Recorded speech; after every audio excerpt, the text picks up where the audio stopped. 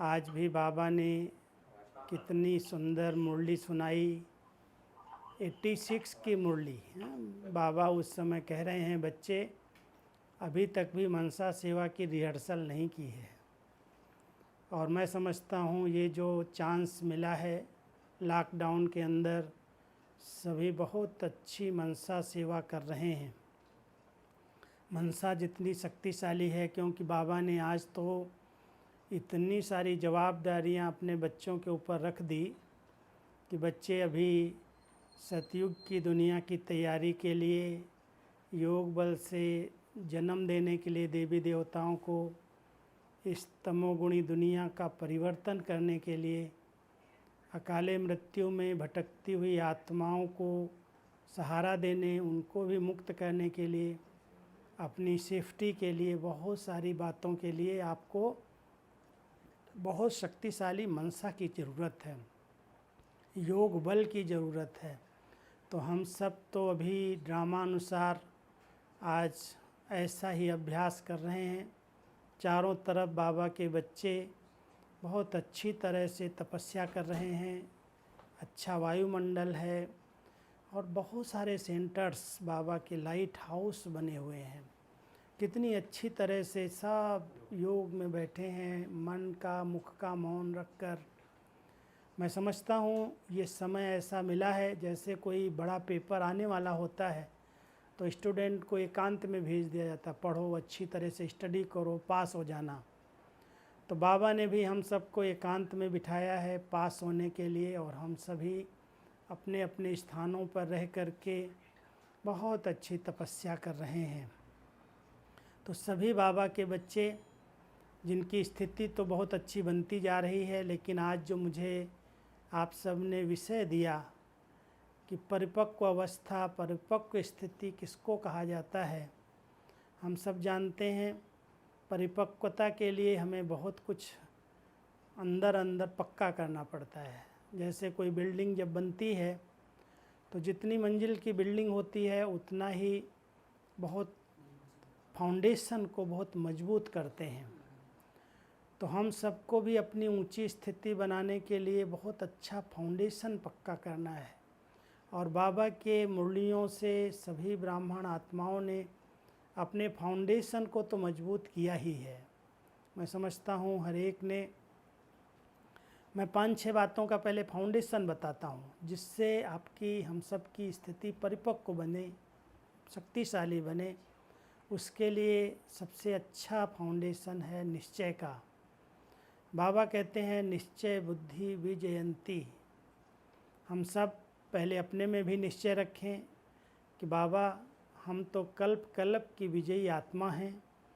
हमने ही अनेक बार इन परिस्थितियों को सहज पार किया है, माया को भी जीता है तो प्रकृति को भी जीता है। एक एक बाबा का बच्चा विजयी रतन है। इस निश्चय के आधार से बहुत ऊंचे सम्मान में स्थित रहना सबसे पहले अपने आप में निश्चय चाहिए। फिर बाबा का जो भी पाठ चल रहा है, कितना वंडरफुल रीति से बाबा ने पहले साकार बाबा के द्वारा, ब्रह्मा के द्वारा हम सबकी इतनी पालना की, फिर अव्यक्त रूप में दादी के द्वारा हम सबको इतनी पालना अव्यक्त बाबा की मिली। मैं तो देख रहा हूँ बाबा ने कितना बच्चों का ज्ञान रत्नों से श्रृंगार किया, कितना माला माल किया, कितना भरपूर किया है। और उसके बाद जब बाबा ने अपने अव्यक्त पाठ को समेटा 2017 में 31 दिसंबर का वो दिन याद आता है जब बाबा से पूछ रहे थे कि बाबा अगले साल क्या होगा, अगले साल को हम किस रूप में मनाएं। तो बाबा ने ऐसे ही एक सरल शब्दों में बोल दिया, समाप्ति वर्ष। और फिर उस समाप्ति की बड़ी वंडरफुल परिभाषा बता दी। ऐसा नहीं कहा कि ऐसे नहीं लोगों को लगे दुनिया की समाप्ति हो जाएगी, लेकिन बहुत अच्छी तरह से बाबा ने उस समाप्ति वर्ष को कहा, बच्चे जो भी कमियां हैं, कमजोरियां हैं, संस्कार हैं, इनका समाप्ति करो, इनको समाप्त कर दो। लेकिन अव्यक्त पार्ट को ऐसे बाबा समेट लेगा ये तो कोई ने सोचा ही नहीं था। और 2.5 साल हो गए दादी को बॉम्बे में बिठा दिया, लेकिन बाबा की छत्र छाया, बाबा की अव्यक्त पालना, जैसे बच्चों को जब समर्थ बना दिया जाता है, शक्तिशाली बना देते माँ बाप उनको अपने पाँव पर खड़ा कर देते हैं तो खुद साक्षी हो जाते हैं, वानप्रस्थ में चले जाते हैं। तो हमारे माता पिता भी अभी वतन से हम बच्चों का दृश्य देखते हैं, कैसे बच्चे यज्ञ को चला रहे हैं, कैसे संभाल रहे हैं। हमारे लिए दादियों को निमित्त बनाया और ख़ास देखा हमने दादी, बड़ी दादी प्रकाशमणि दादी जी के जाने के बाद हमारी जानकी दादी ने बहुत प्यार से दोनों विदेश और देश को मिला करके, पूरे संगठन को एकता के सूत्र में बांध करके इसको कितना अच्छी तरह से चलाया। आप सभी ने अनुभव किया, इतनी बड़ी उम्र में भी दादी पूरे भारत के भिन्न भिन्न स्थानों पर गई, कई फाउंडेशन डाले, कई रिट्रीट सेंटर के उद्घाटन किए, वंडरफुल पार्ट बजाते हुए दादी को बाबा ऐसे बुलाएगा, और दादी का जाना और सेवाओं का ब्लॉक हो जाना, वंडरफुल। ये भी परिवर्तन दिखाई दिया कि ऐसा दादी गई और सब सेवाएं, सब सेंटर्स की पूरे विश्व की ही स्टॉप कर दी। जो हमारी वाचा सेवाएं थी, ये सेवाएं तो बढ़ती गई हैं, मनसा की भी बढ़ रही हैं, और इंटरनेट के द्वारा भी इतना हम सब एक दूसरे के समीप आ रहे हैं, मिल रहे हैं। लेकिन जो रूपरेखा थी सेवा की, उसमें बहुत बड़ा परिवर्तन आया। अब इस परिवर्तन को हम स्वीकार करते हैं, लेकिन हम अपने पार्ट में, बाबा के पार्ट में जरा भी संशय ना आए, जरा भी क्वेश्चन न उठे कि शायद बाबा कहीं चला गया है। बाबा तो छत्र छाया के रूप में है, और जब बड़ों को अपने पास बुला लिया, एडवांस पार्टी में भेज दिया, तो बाबा ने यज्ञ की बागडोर तो अपने हाथ में ली है। तो हम सब बाबा के बच्चे वर्तमान समय के हिसाब से अपने आप को इतना समर्थ, इतना शक्तिशाली बनाएं, और बाबा के पार्ट को समझकर उनकी सकाश का, उनकी टचिंग का अनुभव करते चलें। निश्चय बुद्धि बाबा संगम के समय को 20 से बंद करके वापस नहीं जाएगा। जब तक सतयुग की फुल स्थापना का कार्य नहीं हुआ, जब तक जय जयकार नहीं हुई, जो आज बाबा कह रहे थे, मिल गया, आ गया मेरा बाबा, जब तक ये आवाज़ बुलंद नहीं हुई, तब तक बाबा हम बच्चों के बीच से जा नहीं सकता। निश्चय है, और इस निश्चय के आधार से सदा यही अनुभव होता है कि हम कहीं पर भी हैं, किसी भी कोने में हैं, देश में हैं, विदेश में हैं, आप अपने इष्ट के कोने में बैठे हैं, सबको ऐसी भासना आती होगी कि हम सब के ऊपर बाबा की छतरी है, हम बाबा की छत्र छाया के नीचे चल रहे हैं। बाबा भी हम सबको टचिंग करता है, हम उसको कैच करते हैं, और उस कैचिंग के पावर के आधार से ही हम अपने पुरुषार्थ में आगे बढ़ रहे हैं। तो स्वयं में निश्चय है, बाबा में निश्चय है, और बाबा की एक एक बात में जो भी बाबा ने सुनाया है, हम सब ने बहुत प्यार से सुना है, धारण किया है, लेकिन उसमें भी कभी क्वेश्चन नहीं है अब क्या होगा, कैसे होगा। बाबा कहता है, बच्चे प्रश्नों में कभी उलझना नहीं, प्रसन्न चित्त स्थिति में रहना। ड्रामा की हर सीन में बहुत बड़े कल्याण समाये हुए हैं। इस ज्ञान के आधार से अपने आप को बहुत निश्चिंत स्थिति में रहना, ये निश्चय बुद्धि की पहली निशानी है। तो ये निश्चय का फाउंडेशन, स्वयं में निश्चय, बाबा में निश्चय, ड्रामा में निश्चय, उनकी पढ़ाई में निश्चय, और साथ साथ हमें बाबा ने इतना सुंदर, इतना प्यारा परिवार दिया है। देखो कहाँ कहाँ बाबा के बच्चे बैठे हैं, कितना आपस में स्नेह है, हम सब एक हैं और एक के हैं, और एक को प्रत्यक्ष करने के लिए हम सब ये कर रहे हैं, बाबा को प्रत्यक्ष करने के लिए। तो ये बहुत बड़ा भाग्य है हम सबका, और अपने परिवार में भी बहुत निश्चय है। इसी परिवार के साथ हम 84 जन्म रहे हैं, इसलिए इस निश्चय के फाउंडेशन को अगर मजबूत किया है तो स्थिति डगमग नहीं होगी, परिपक्व होती जाएगी। कहीं पर भी जरा भी निश्चय में संशय आया, क्वेश्चन उठा, तो स्थिति डगमग हो जाती है। आज तक जिन आत्माओं की स्थिति थोड़ा बहुत नीचे ऊपर हो रही है, उसका कारण है किसी न किसी बात में निश्चय की कमी है। निश्चय का फाउंडेशन मजबूत कर लो। और फिर है अनुभव का फाउंडेशन। मैं आपको ये बताऊं कि अगर हम बाबा के बच्चे बने 5 साल, 10 साल, 20 साल, 25 साल ज्ञान में चल रहे हैं, लेकिन अभी तक अगर हमने अपने आप का अनुभव नहीं किया, अपने घर का अनुभव नहीं किया, अपने अव्यक्त वतन का अनुभव नहीं किया, ब्राह्मण जीवन में अतीन्द्रिय सुख का अनुभव नहीं किया, परमानंद का अनुभव नहीं किया, अपनी स्वराज्य अधिकारी स्थिति का अनुभव नहीं किया, तो क्या होगा? बाबा कहता बच्चे अथॉरिटी नहीं बन सकते। अनुभव एक बहुत बड़ी अथॉरिटी है। इसलिए हर एक ब्राह्मण बच्चा जहाँ पर भी है, जैसे भी है, बाबा कहता बच्चे बहुत दिल से दृढ़ संकल्प करो, प्रतिज्ञा करो कि इस अनुभव के लिए। एक बार बाबा ने पता क्या कहा था, बच्चे अगर आपको कोई चीज़ का अनुभव नहीं हुआ है तो जैसे छोटा बच्चा होता है ना, जिद करता है कि मुझे चाहिए ही, मुझे चाहिए ही, ऐसे तुम बच्चे भी बाबा के सामने बैठ जाओ, कमरे में जाओ, बैठ जाओ, बाबा मुझे ये अनुभव करना ही है, जब तक आप मुझे नहीं कराओगे तब तक मैं हिलूँगा नहीं, उठूँगा नहीं। ऐसी बहुत प्रतिज्ञा करो, तो अनुभव हो जाएगा एक बार, तो अनुभव एक बहुत बड़ी अथॉरिटी, फिर कोई भी हिला नहीं सकता। कैसी भी परिस्थितियाँ आएंगी, कोई भी बातें आएंगी, कोई आपको कुछ भी कहेगा, लेकिन आप कभी भी हिलेंगे नहीं, डुलेंगे नहीं। इसलिए हम सबको बहुत अटेंशन देना है कि बाबा ने जो कहा है, ज्ञान की हर बात के अनुभवी बनो। जो ब्राह्मण जीवन में बाबा ने सुनाया है, सिखाया है, उसकी अथॉरिटी बन जाओ। तो हम सब अनुभव की अथॉरिटी बने। और साथ साथ एक फाउंडेशन है जो हमारे ब्राह्मण जीवन का फाउंडेशन है, वो हर एक का बहुत मजबूत होना चाहिए। अगर ब्राह्मण जीवन में हमने पवित्रता और सत्यता का फाउंडेशन मजबूत नहीं कर पाया तो कभी भी हमारी उन्नति नहीं होती, हमारी स्थिति अच्छी नहीं बन पाती। अच्छी स्थिति के लिए अच्छी स्मृतियाँ चाहिए, और उन स्मृतियों के आधार से हम अपने आदि स्वरूप की, अनादि स्वरूप की, पूज्य स्वरूप की, ब्राह्मण सो फरिश्ता स्वरूप की स्मृतियों में निरंतर रहें। जो निरंतर इन स्मृतियों में रहता ना, उसकी स्थिति बहुत मजबूत हो जाती है। अगर आपने इन पांचों स्वरूपों का अच्छा अनुभव कर लिया है तो इस अनुभव के आधार से आप अथॉरिटी बन जाएंगे। अनादि स्वरूप में बाबा के साथ आत्मा कितनी पवित्र, कितनी शुद्ध, परम धाम की अनुभूति करो। बाबा के समीप बैठ जाओ जा कर के, जैसे उल्टा वृक्ष है और वृक्ष के ऊपर जो आज बाबा कह रहे थे मुरली के अंदर, वृक्षपति की पहली रचना बीज आप हो। मास्टर बीज बन कर के बाबा के साथ बैठ जाओ। तने में बैठे हुए हैं, आदि पिता के साथ तपस्या कर रहे हैं।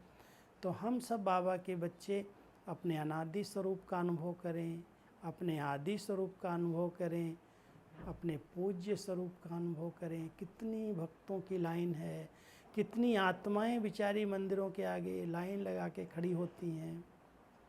हम सब बाबा के बच्चे, हर एक की मनोकामना पूर्ण करने वाले हैं। ऐसे ऐसे अनुभव करो, सिर्फ ज्ञान नहीं। हम लोग ज्ञान सुना लेते हैं, बाबा कहता बहुत सुनाया है, बहुत सुना है, अभी सिर्फ सुनते और सुनाते नहीं रहो, लेकिन एक अनुभव की अथॉरिटी बन जाओ। जब अनुभवी मूर्त बन जाओगे ना, तो आपके अनुभव के बोल ही लोगों को बहुत टच होंगे, उनको लगेगा ये जो बोल रहे हैं बहुत सत्य बोल रहे हैं, सत्यता की अथॉरिटी आ जाएगी। लेकिन उसके लिए विचारों की बहुत पवित्रता चाहिए, बहुत शुद्धता चाहिए। पवित्रता हमारे ब्राह्मण जीवन की नींव है, और इस नींव को हम सब बहुत पक्का करें, इसमें जरा भी हिले नहीं। सबसे बड़ी पवित्रता हमारे मानसिक संकल्पों की है। मन बड़ा शुद्ध पवित्र हो, निर्मल हो, न किसी से ईर्ष्या है, न किसी से घृणा है, न किसी की क्रिटिसाइज है। यही तीन बातें बहुत ज़्यादा आजकल संगठन में विघन रूप बन रही हैं। कोई किसी से जलता है, कोई आगे बढ़ जाता है, कोई को बड़ी बहनें थोड़ा प्यार कर देती हैं, पूछ लेती हैं, तो जो छोटी समझदार होशियार होते हैं उनको जेलसी होती। इसको क्यों पूछते हैं, हम उससे अच्छे हैं, हम अच्छा क्लास कराते हैं, हम अच्छी सेवा करते हैं, मेरे को नहीं पूछा जाता। तो आपस संगठन में कई बार ईर्ष्या पैदा होती है, जेलसी होती है, आपस में जलते हैं, फिर परेशान होते हैं और दूसरों को भी परेशान करते हैं। हमारे इस संगठन के अंदर अभी ईर्ष्या का नाम निशान न रहे। भगवान हम सबकी पालना कर रहा है और सबको इतना भरपूर किया है, इतना सब कुछ दिया है, हर एक गोल्डन चांस हम सबको मिला हुआ है, फिर हम क्यों किसी से भेंट करें, इसको ये मिला मेरे को नहीं मिला। अरे बाबा कहता है भगवान के घर में अगर तुमको झाड़ू लगाने को मिला ना तो भी बहुत बड़े भाग्यवान हो। एक बार हमारी गुलजार दादी बड़ी रमणीकता से हम लोगों को क्लास करा रही थी, कहती है देखो जो बाबा के घर में ना टेबल साफ़ करते हैं उनको भी कितना नशा रहता है, मैं भगवान के घर का टेबल साफ़ करता हूँ और कभी कभी उल्टा नशा भी हो जाता, मैं डिपार्टमेंट इंचार्ज हूँ। तो दादी ने कहा अरे भाई इसका नशा नहीं रखो, बाबा के घर में भाग्य बनाने के लिए आपको ये गोल्डन लॉटरी मिली है, चांस मिला है, तो कोई भी प्रकार की सेवा मिली है। हम कहते भाग्य बनाने का संगम युग है, जितना जो बना सकता हो बना लो, अभी नहीं तो कभी नहीं।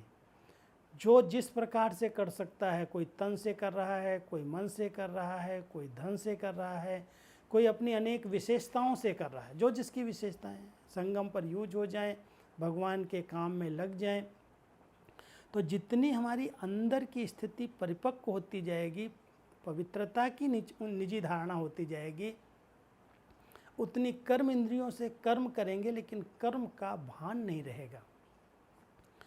जो हमें कर्तापन का अभिमान आ जाता, मैं करता हूँ, मैंने किया, मैं नहीं करूँगा तो कौन करेगा। बाबा कहता बच्चे इस मैं और मेरे को छोड़ना नहीं तो यही बड़ी अपवित्रता है।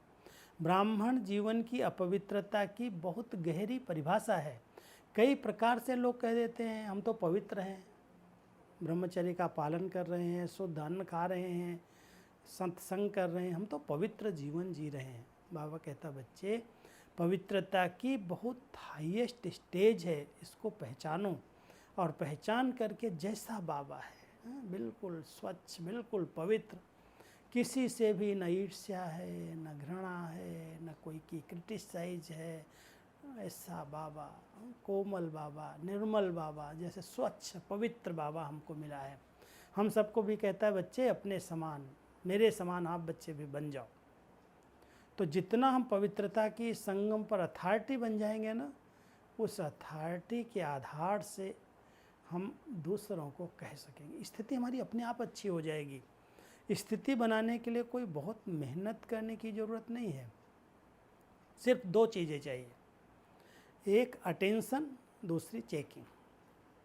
बार बार अपने आप का अटेंशन देखो, मेरा अटेंशन है अपने आप पर। अमृत वेले से रात्रि तक की जो बनी हुई दिनचर्या है, अगर फुल अटेंशन है कि जैसे बाबा ने हमें बनाया। कई बार मैं आपको बताऊं, इस समय कभी कभी हर जगह क्लासेज हो रही हैं, जूम पर हम देखते हैं कभी किसी को, अरे परिवार में बैठे हैं, चारपाई पर बैठे हैं, भोजन खा रहे हैं, ऐसे कर रहे हैं और क्लास सुन रहे हैं, बात कर रहे हैं।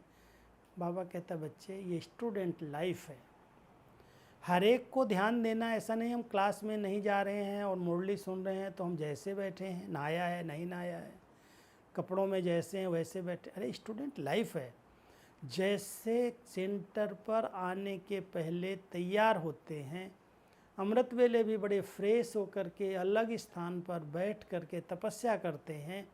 अब स्थिति अच्छी बनानी है तो अपनी दिनचर्या पर ध्यान देना, ऐसे नहीं जैसे चल रहे हैं और अलबेले हो गए। बाबा कहता नहीं बच्चे, ये सब चीज़ें आपको बहुत शक्ति देने वाली, ये स्थिति को ऊंचे से ऊंचा बनाने वाली हैं। स्थिति बनाने के लिए और कोई मेहनत नहीं है, लेकिन दिनचर्या जो बाबा ने बनाई है अमृत वेले से रात तक की, उस दिनचर्या में बहुत एक्यूरेट रहो, अलर्ट रहो, अलबेलापन ना आए, आलस्य ना आए। बहानेबाजी तो करनी नहीं, अभी तो बहाना रहा ही नहीं किसी के आगे। इसलिए हम सब बाबा के बच्चों को वर्तमान समय इस स्थिति के लिए अटेंशन, हर घड़ी अटेंशन, चेकिंग, कहीं पर भी कोई माया का वार हो रहा हो चेक करो, चेंज करो। कभी कभी इस समय लोग उदास हो रहे हैं, निराश हो रहे हैं, मूड बदल रहे हैं, कहते पता नहीं कब तक घर में बैठेंगे, क्या करेंगे, पता नहीं बिजनेस चलेगा नहीं चलेगा, क्या होगा। अरे बाबा के बच्चों को बाबा कहता है बच्चे निश्चिंत रहो, मेरे साथी बनो, सूक्ष्म वतन में आओ, मैं खिलाऊंगा तुमको, सेवा करूंगा तुम्हारी, और तुमसे मैं यही सेवा लूँगा कि तुम मनसा सेवा करो। तो वर्तमान समय के हिसाब से हम सब अपनी स्थिति के लिए पवित्रता का, निश्चय का, अनुभव का, ज्ञान योग का फाउंडेशन मजबूत करें। ये फाउंडेशन मजबूत है, दिनचर्या एक्यूरेट है, अलर्ट होकर के रहते हैं, अलबेलापन नहीं है, तो स्थिति तो अच्छी हो ही जाएगी। स्वस्थिति परिस्थितियों को अपने आप समाप्त करती है। परिस्थिति जब हम शब्द कहते हैं ना, तो परिस्थिति माना जो दूसरे की तरफ से आती है, दूसरे से, व्यक्ति से आती है या प्रकृति से आती है, और स्वस्थिति माना अपनी निजी स्थिति है। और निजी स्थिति बनाने के लिए खुद निज मेहनत करनी पड़ेगी। हम अपने आप को पढ़ाएं। आप सबको याद होगा, जो पुराने हैं, दीदी जी की पालना जिन्होंने ले ली 83 के पहले, दीदी एक बात बहुत ध्यान खिंचवाती थी। कहती थी, देखो बाबा की मुरलियाँ तो सभी सुन रहे हैं, क्लासेस सभी सुन रहे हैं, लेकिन परिवर्तन नहीं आता। उसका कारण है वो अपने आप को नहीं पढ़ाते हैं। हमें खुद टीचर बनने की ज़रूरत है। जब तक हम खुद को नहीं पढ़ाएंगे तब तक हम परिवर्तन नहीं हो सकते। बहुत सारी ऐसे अंदर की बुराइयां, विकार जो लोगों को पता नहीं चलता है।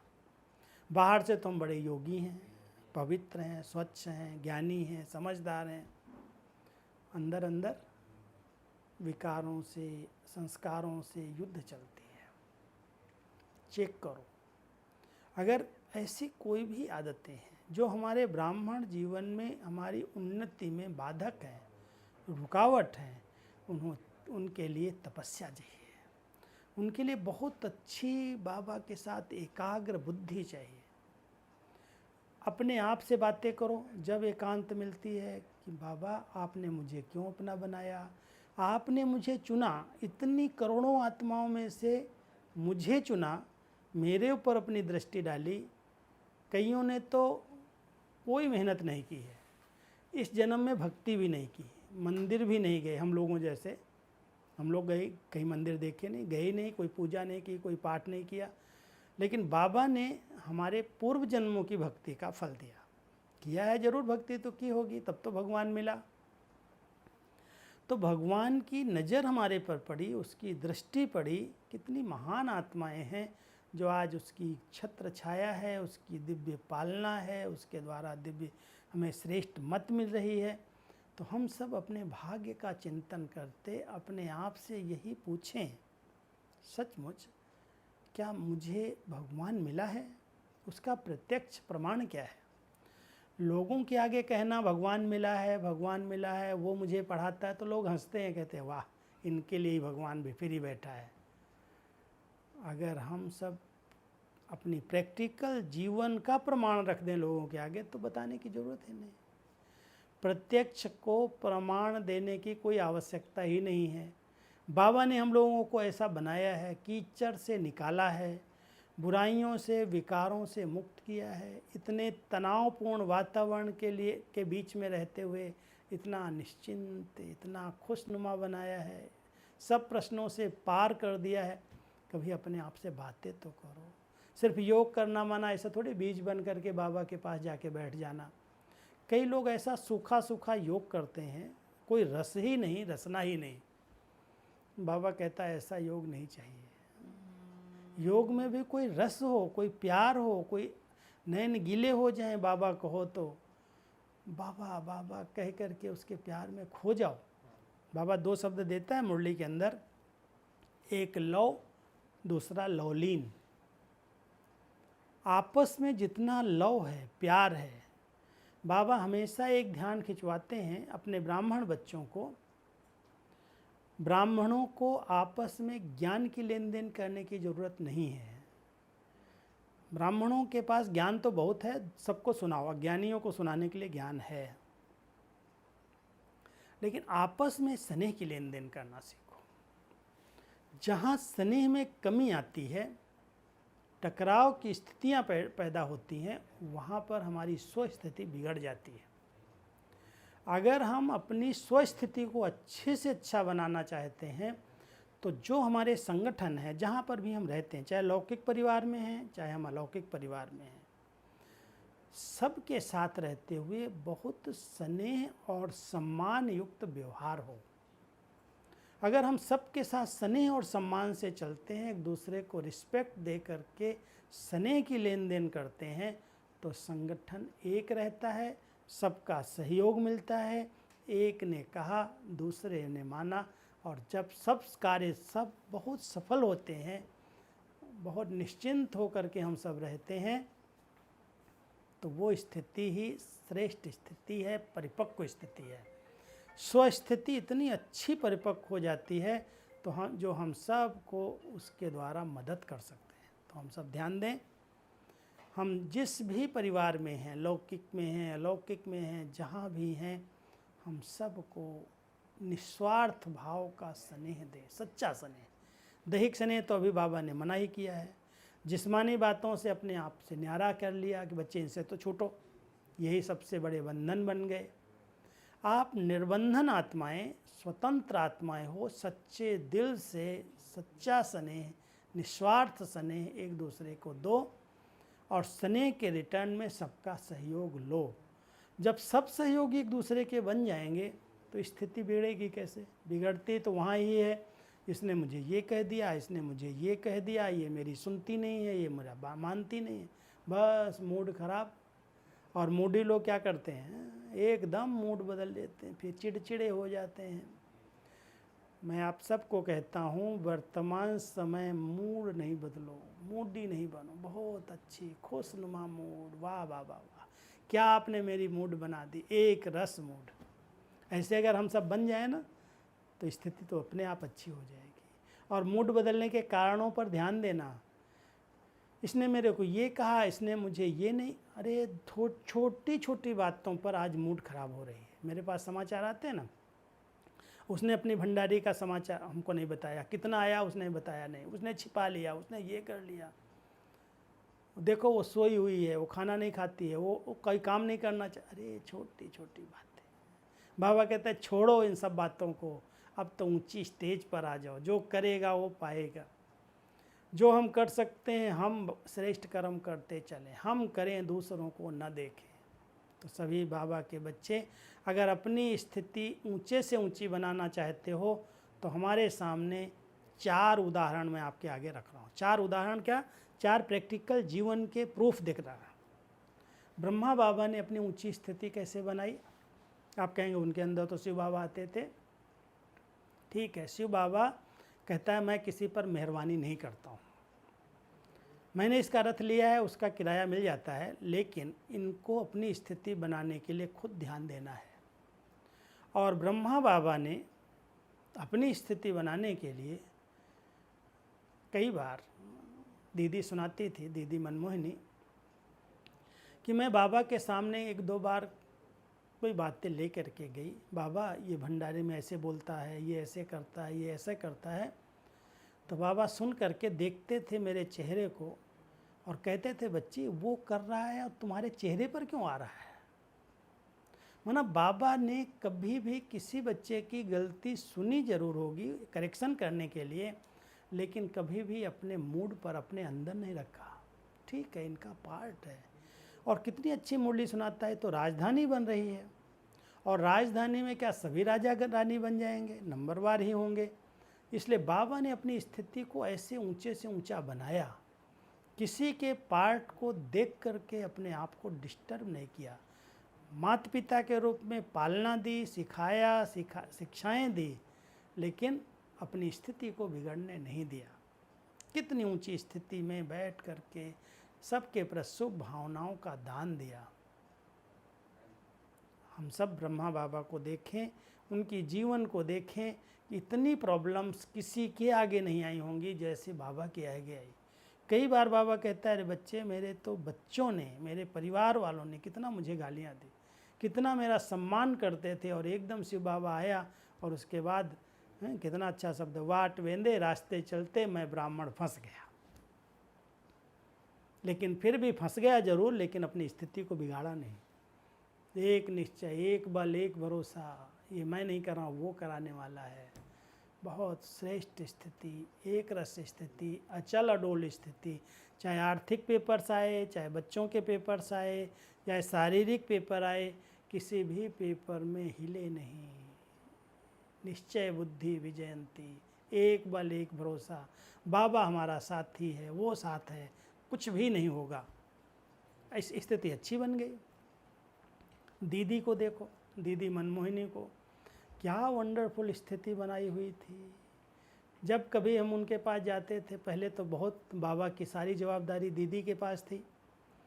जैसे बाबा सब बच्चों को पत्र लिखते थे, जैसे बाबा बच्चों की खातिरी करते थे, एक एक बच्चे को सौगात देते थे। बाबा तो बहुत बच्चे आते थे तो बाबा उनको बहलाते थे हर प्रकार से। दीदी को बाबा ने वो सब ट्रेनिंग दे दी थी। दादी को बाहर की सेवाएं दी, सेंटर्स पर जाना, भाषण करना, ये करना, क्लास कराना, दादी की सेवा थी। दीदी कभी क्लास नहीं कराती थी, दीदी कभी भाषण नहीं करती, स्टेज पे नहीं जाते थे। लेकिन एक भाषण देना, पारिवारिक फीलिंग देना, उनको हर प्रकार से सौगात देना, पालना देना। आपको एक बात बताता हूँ, एक बहुत बड़े वकील, हमारे एक जज साहब दिल्ली में ज्ञान में निकले, और वो जज साहब सुप्रीम कोर्ट के वकील को लेकर के मधुबन आए 4-5 दिन के लिए। उस समय कुछ ऐसे शिविर भी नहीं चलते थे, ऐसे ही आए थे। और आए तो 4-5 दिन में अच्छी तरह से उनकी खातिरी हुई। दीदी ने भी उन पर बहुत ध्यान दिया। बड़े वीआईपी हैं, एक सुप्रीम कोर्ट का वकील है, एक जज है। दोनों बहुत दिन रहे, और रह करके 4-5 दिन रहने के बाद जब जाने का समय आया, दीदी ने उनको अपने पास बुलाया, सौगात खूब दिया उनको, और फिर पूछा कि कैसे लगा। तो बोलने लगे, वकील साहब तो वकालत करने वाले थे, उन्होंने बोला, दीदी ऐसा लगा कि जैसे मैं अपनी ससुराल में आया हूँ, मुझे तो कोई बात नहीं, इतनी मेरी खातिरी हुई, इतनी मेरी खातिरी हुई, जो मैं सब भूल गया। तो दीदी, अच्छा तुमको इतना सब मिला, इतनी खुशी हुई? तो इतना दीदी बात मत बोलो। अच्छा तुम क्या रिटर्न करेगा, कुछ तो देख के जाएगा ना दीदी को। अरे दीदी जो आपको हो, जैसा हो। उन्हें समझा दीदी कोई पैसा कहेंगी, कोई मकान दुकान कहेंगी, कोई केस होगा उसके लिए बात करेंगी। लेकिन उसको क्या पता दीदी ऐसी चतुर सुजान भगवान की बेटी है जो हमको फंसा देगी। तो दीदी ने बड़े युक्ति से उनसे बोला, वकील साहब मैं 2 चीज़ें आपसे चाहती हूँ। हाँ दीदी बोलो, अभी देता हूँ। बोला, एक तो मुझे एक आना चाहिए। तो बड़ा आश्चर्य से देखने लगा, एक आना? अरे करोड़ों लाखों लोग मांगते हैं, हम तो कुछ भी दे सकते हैं, एक आना? दीदी ने कहा, उसने वकील ने दीदी को बोला, दीदी आना तो भी चलता ही नहीं है, वो तो ज़माना ख़त्म हो गया, जो 16 आने का 1 रुपया होता था, अभी तो पैसा चलने लगे। आप कुछ पैसे बताओ, कुछ रुपये बताओ, आना क्या करेंगे आप? कहती नहीं, आप वायदा करो मैं एक आना दूँ। कहता ठीक है, मैं कोशिश करूँगा एक आना। फिर बोला, दूसरी दीदी चीज़ क्या चाहिए? बोला, पैसा चाहिए, लेकिन 5 खोटा पैसा चाहिए। अब 5 खोटा पैसा, वो भी मूझ गया बेचारा, इतना बड़ा वकील हो तो कभी सुना ही नहीं था। 5 खोटा पैसा चाहिए, आना चाहिए। तो दीदी से बोलता, दीदी ये सब क्या बोल रही हो आप, मेरी समझ में नहीं आता है। तो दीदी कहती, सुनो, एक बार रोज़ सेंटर पर आना, ये आना मुझे चाहिए। और दूसरा कहा, तुम्हारे पास 5 विकार का जो खोटा पैसा है ना, काम क्रोध लोभ मोह है, ये 5 विकारों का खोटा पैसा आज दे के जा। अब बेचारा वो फंस गया। कहता, दीदी ये तो 5 खोटे पैसे ये तो हमारे पास हैं, हम देंगे, चलो आज वायदा करते हैं, और आज से मैं आपके पास वायदा करके जाता हूँ, मैं एक बार सेंटर पर ज़रूर जाऊँगा। बस बन गया स्टूडेंट। यहाँ से गया, दिल्ली से ही आया था, और रेगुलर लास्ट दिन तक भी उसने एक भी मुरली मिस नहीं की। कितनी भी जवाबदारियाँ थीं, कहीं भी जाना हो, यहाँ तक भी एक बार उसके परिवार में कोई नज़दीक वाले ने शरीर छोड़ा, लाश पड़ी है, डेड बॉडी घर में है, और वो कहता है नहीं, मैं सेंटर पर हो के आता हूँ, फिर सब काम करूँगा। आया, बाबा के कमरे में बैठा, मुरली का वरदान स्लोगन सब पढ़ा और पढ़ करके फिर गया। कहता है नहीं, दीदी से वायदा किया है तो मुझे तो जाना ही है। और सचमुच वो आत्मा धीरे धीरे बाबा के नज़दीक इतना आ गई इसी 2 मंत्र से कि वो समर्पित हो गई, यज्ञ में रहने लगी। उसका ही सुखधाम में एक कमरा अलग से बना।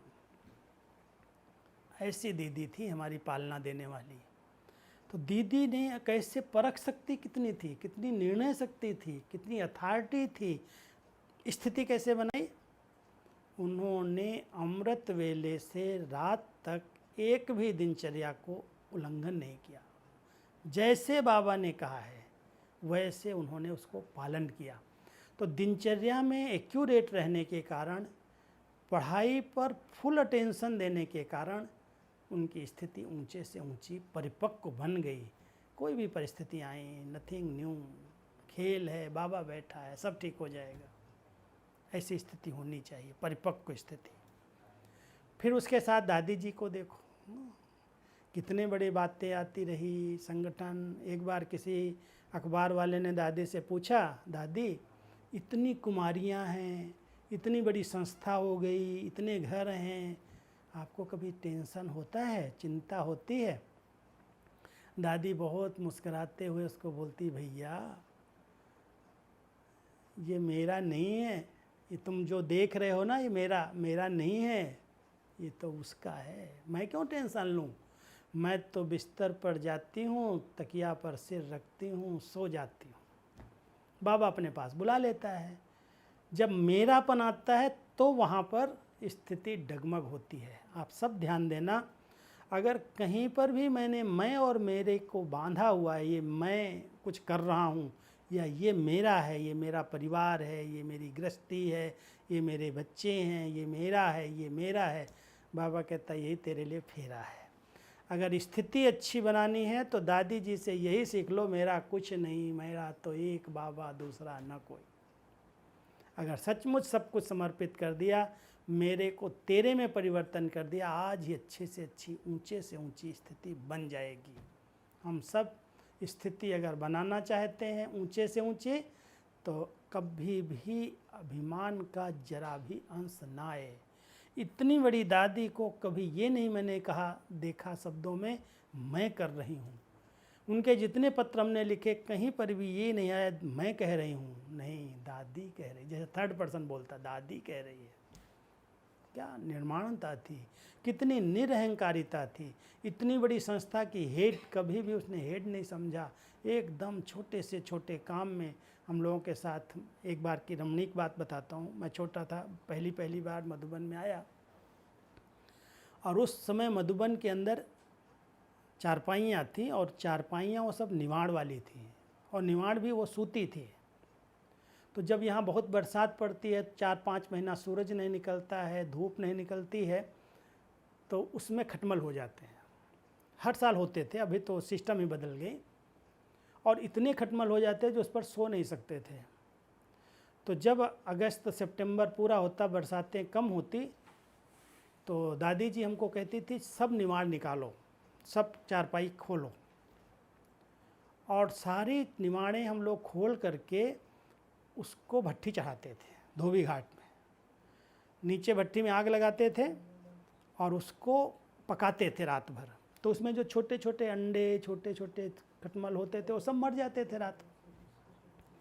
और वो बहुत साफ़ हो, फिर सुबह सटका मारते थे, साफ़ हो जाती थी निवाड़, और फिर सुखा करके फिर कहती थी इसके गोले बनाओ। तो एक दिन हम उसके गोले बनाए, तो कहती चल चारपाई बुनना है। मैंने कहा दादी मेरे को नहीं आता। अरे मेरे साथ चल। और सचमुच दादी एक तरफ खड़ी, मैं एक तरफ खड़ा, और मैं तो छोटा था, मुझे तो आता नहीं था। दादी वो गोले को लेकर के ऐसे घुमाती थी मेरे साथ, ऐसे करो, ऐसे डालो, ऐसे डालो, ऐसे डालो। चारपाई बुनना सिखा दिया। निवाड़ की चारपाई उस समय हम बनाते थे। फिर ढीली रह जाती थी, कहती अरे ताकत नहीं है, जवान हो करके खींचो जोर से। खुद एक तरफ खींचती थी, दूसरी तरफ हमको खिंचवाती थी। ऐसी निर्माण चित्त, इतनी महान आत्मा, यज्ञ की पिल्लर, यज्ञ की क्या कहें, पूरे भगवान के दिल तख्त की मालिक, और इतनी निर्माणता, इतनी निरहंकारिता। कैसी ऊंची स्थिति थी, बैलेंस कितना ऊंचा था, ऐसी दादी की पालना हम लोगों को मिली। आप सब विचार करना, इन लोगों ने, इन आत्माओं ने कितनी ऊंची स्थिति बनाई, किसी भी परिस्थिति ने उनको हिलाया नहीं, डगमग नहीं हुई। कुछ भी हो गया, सब हो जाएगा, बाबा का काम है, बाबा बैठा है, कर लेगा, हो जाएगा। तो हम सभी भी इन दादियों को फॉलो कर रहे हैं, देख रहे हैं। कुछ भी हो रहा है, कभी हलचल नहीं, सब ठीक हो जाएगा, बाबा बैठा, उसका यज्ञ है, उसके बच्चे हैं, हम क्यों चिंता करें। फिर देखो दादी जानकी के हाथ में जब आया, वैसे दादी जी ने तो इतनी सेवाएं विदेश में की हैं, कभी कहीं कभी कहीं।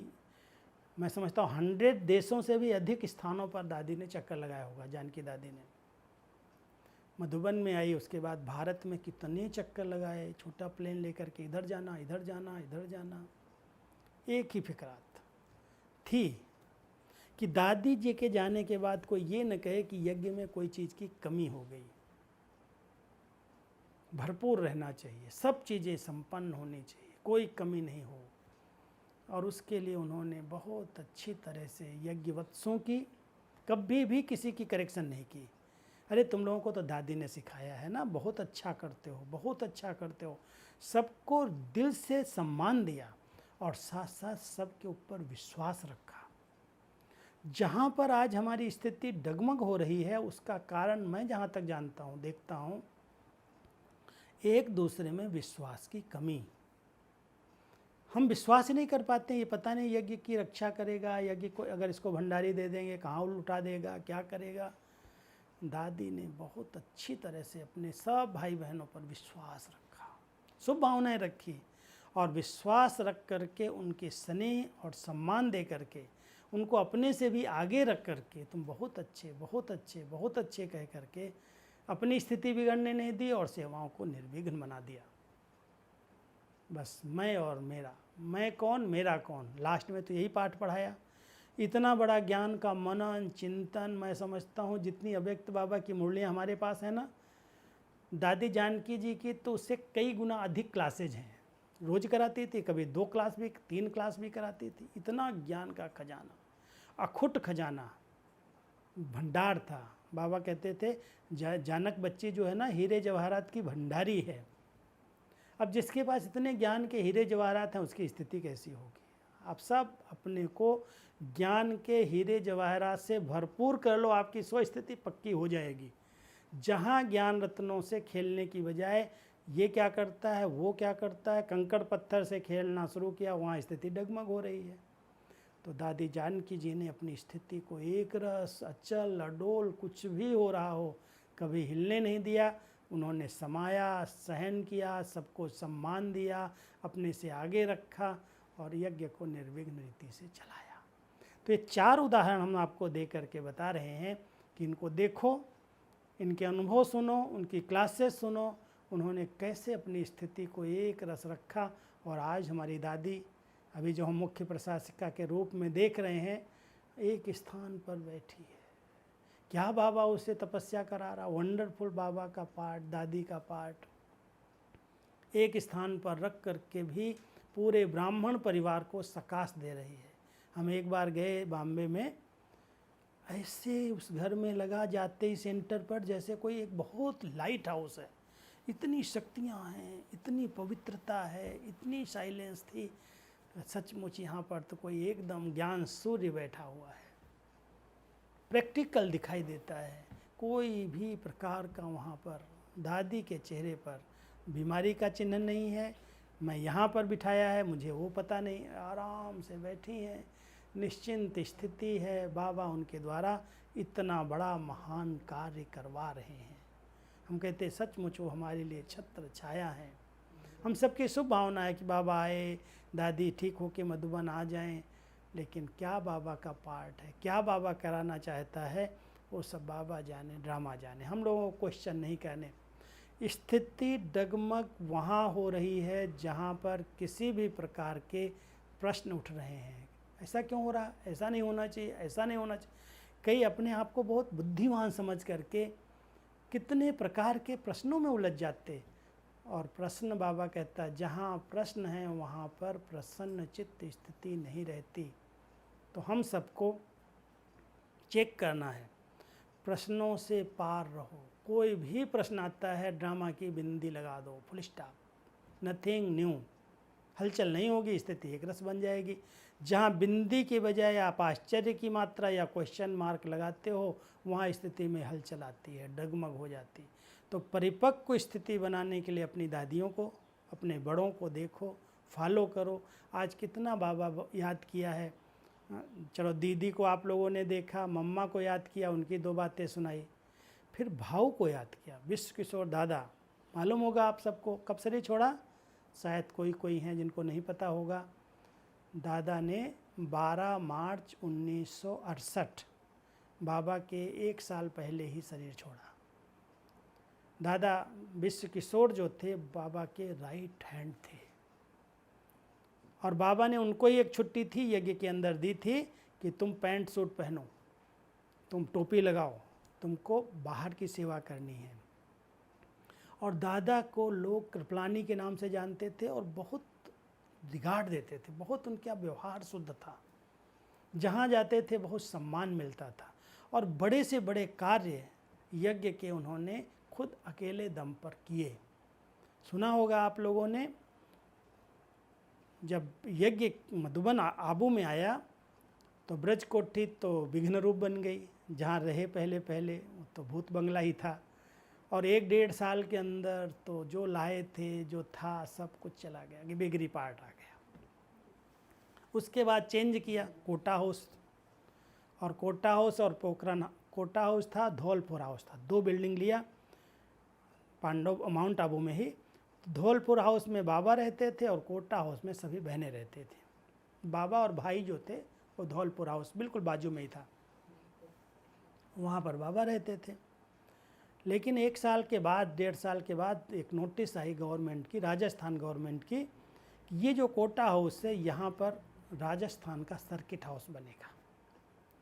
और सर्किट हाउस बनेगा, और समय नहीं दिया कि 1 दिन के अंदर या 2 दिन के अंदर इसको खाली करना है। नोटिस आ गई, खाली करो इसको। अरे खाली कैसे करेंगे, 300 लोग, 350 लोग बैठे हैं, सब कहाँ जाएंगे, बाहर थोड़ी रोड पर जाएंगे। बाबा तो निश्चिंत, बाबा तो इन बातों में आता नहीं था। और विश्व किशोर भाऊ तो यज्ञ रक्षक थे, उन्होंने कहा नहीं, मैं तो ऐसे नहीं खाली करूँगा। कैसे नहीं, क्या नहीं होगा, अब गवर्नमेंट कह रही है, ज़बरदस्ती खाली कराएंगे। तो उस समय पटना में जलान बाबू थे, और जलान बाबू के दोस्त थे हमारे राजेंद्र बाबू, राजेंद्र प्रसाद, जो पहले प्रेसिडेंट थे भारत के, उसी समय की बातें थी। तो उसने जलान बाबू को, क्योंकि वो जलान बाबू ज्ञान में आ गए थे, दादी प्रकाश मणि जी के साथ स्टूडेंट थे, बहुत बड़े नामी ग्रामी थे, राजाई घराना था। तो जलान बाबू को बताया दादा ने फ़ोन करके कि ऐसे ऐसे बहुत बड़ा पेपर हमारे आगे आया है, आप मदद करो। तो उन्होंने कहा क्या मदद करूं? बोला प्रेसिडेंट को बोलो कि ये बात अभी जब तक हमको स्थान नहीं मिलेगा तब तक हम नहीं खाली करेंगे। और सचमुच उस समय प्रेसिडेंट का फ़ोन आ गया राजस्थान गवर्नमेंट में कि कैसे भी करके जब तक उनको कोई स्थान नहीं मिलता है तब तक आपको वहाँ नहीं जाना है, कोई भी उनको डिस्टर्ब नहीं करना। अब क्या करेगी गवर्नमेंट, प्रेसिडेंट का रूल, प्रेसिडेंट ने आर्डर दे दिया। और फिर उसके बाद उन्होंने स्टे किया, वहीं रहे, और वहाँ रह करके अपना ये जो पोखरन हाउस था, पोखरन राजा का ये पांडव भवन जो बना है वो पोखरन राजा का था। पोखरन की कोठी हमारे ऊपर, थोड़ा ऊपर है, एक छोटी सी है अभी, पोखरन राजा से खरीद ली और बहुत सस्ती मिल गई थी, बहुत सस्ती है, 3-4 एकड़ ज़मीन थी पांडव भवन की, वो ले ली गई। अब वो जब ले ली गई और वहाँ पर एक घुड़साल, एक जो पुराना मकान था ना, उसमें पहले घोड़े बांधते होंगे राजा लोग, ले करके उसको सफाई किया, उसको ठीक ठाक कराया, और पूरी संस्था को कोटा हाउस से पांडव भवन नाम से वहाँ ट्रांसफ़र कराए, ले लिया, हेडक्वार्टर बना दिया। लेकिन जब यहाँ आ गए ना, उस समय उस पोखरन राजा को कोई ने भड़का दिया, अरे तेरी इतनी बड़ी ज़मीन को इन बहनों ने, इन भाइयों ने ऐसे ले लिया, तुम नशे में होगा, तुम कैसे दे दिया इनको। अब वो गुस्से में कि कैसे मेरे से ले लिया इतनी बड़ी ज़मीन, और तंग करना शुरू किया। उस समय आबू में एक दादा रहते थे, सिख फैमिली के, सिख सिंधी थे, उनको पता चला कि बाबा को परेशान कर रहे हैं लोग, परिवार इतनी बड़ी संस्था को बदनाम कर रहे हैं, तो उन्होंने कहा नहीं, मैं आता हूँ बाबा, मैं मदद करूँगा। और नेवन सिंह दादा आए और उन्होंने पहरा देना शुरू कर दिया कि कोई भी कुछ भी नहीं कर सकता है, बिल्कुल। अब वो इतना बड़ा था, शहर का नामी गिरामी व्यक्ति था, उपकरण राजा चुप, कुछ नहीं बोल पाया। लेकिन बाबा ने, जो बच्चों ने समय पर मदद की, बाबा कहता है ना, जो आई वेल में मदद करते हैं, आज भी मुरली में कई बार का आई वेल में मदद करने वाले, कईयों के प्रश्न उठते हैं। आज की मुरली से, बाबा की मुरली से प्रश्नों का उत्तर अगर लेंगे कि ये जो दीदी गई, दादी गई, विश्व किशोर गए, क्या सब अपने अपने कर्मातीत बन गए? ये दादियाँ गई सब, तो बाबा ने उसका कितना सुंदर जवाब दिया है कि भले उनका पुरुषार्थ कर्मातीत स्थिति के उस समय नहीं था इतना, लेकिन उन्होंने जो इतनी यज्ञ में सेवाएं की, जो हर समय बाबा बाबा कह करके बाबा के लिए जान दिया, जिगर लगाया, बाबा ऐसे बच्चों को उस कमाई के रिटर्न में कर्मातीत बनने में मार्क्स दे देता है, पास विथ ऑनर बना देता है।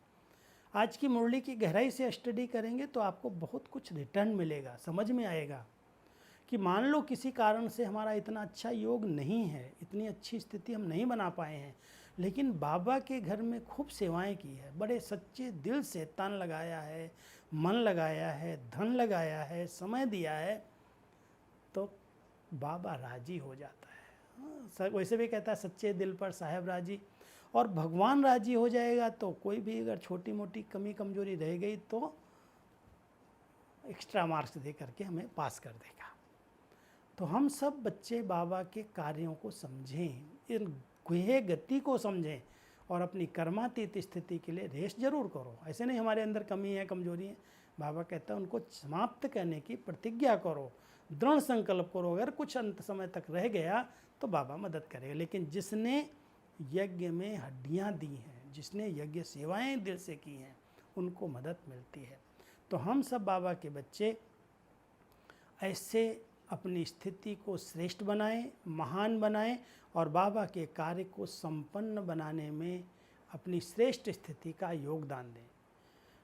बहुत अच्छी बात दादियाँ कहती हैं कि सबसे बड़े से बड़ी प्रॉपर्टी, देखो जब कोई भूकंप आते हैं, जब कोई तूफान आते हैं, या जैसे आज हमारा संकटकालीन कोरोना आया, कोई चीज़ काम नहीं आ रही है।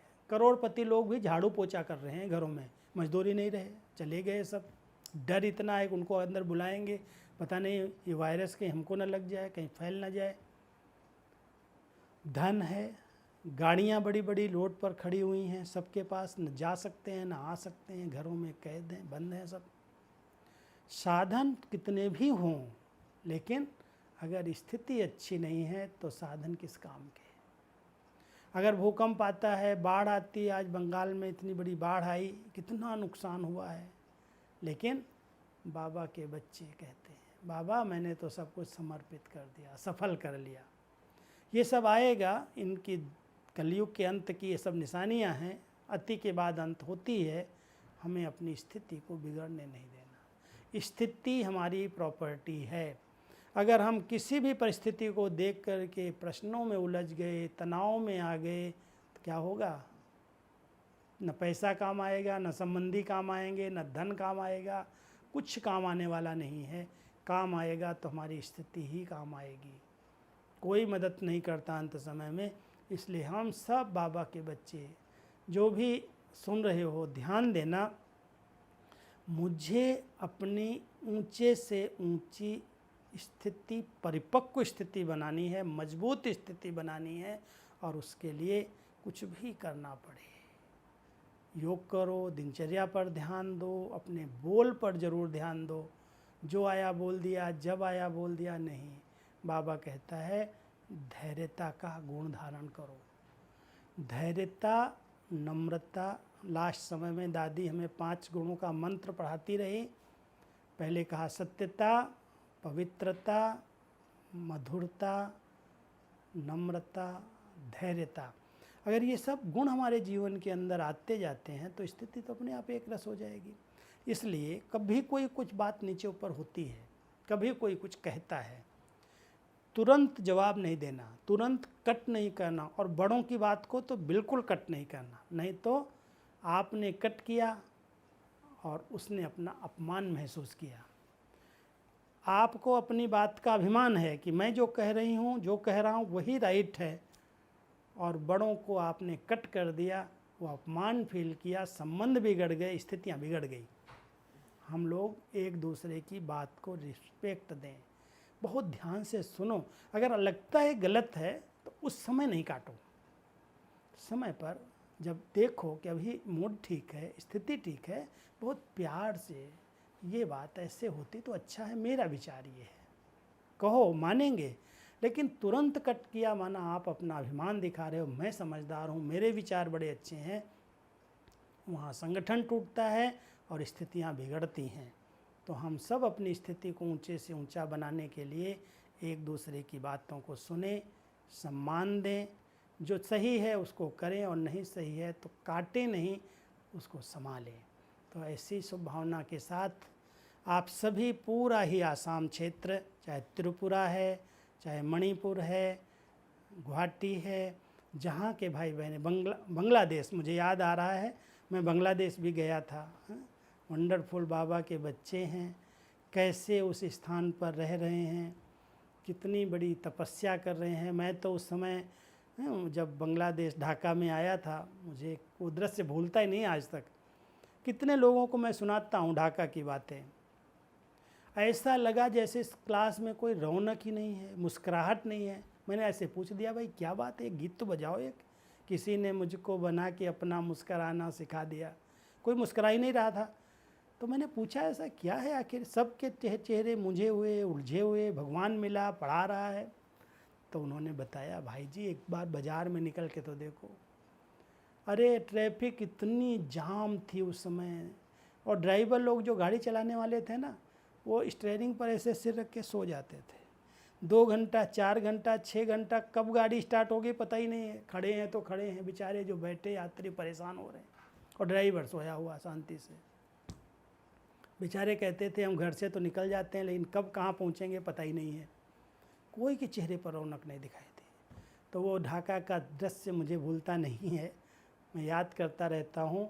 अभी तो मैं समझता हूँ शायद ठीक हो गई होंगी परिस्थितियाँ, लेकिन कैसी भी परिस्थितियाँ हों, बाबा के बच्चों को ज्ञान और योग की मस्ती में रहना है, अपनी बहुत अच्छे से अच्छी स्थिति बनानी है।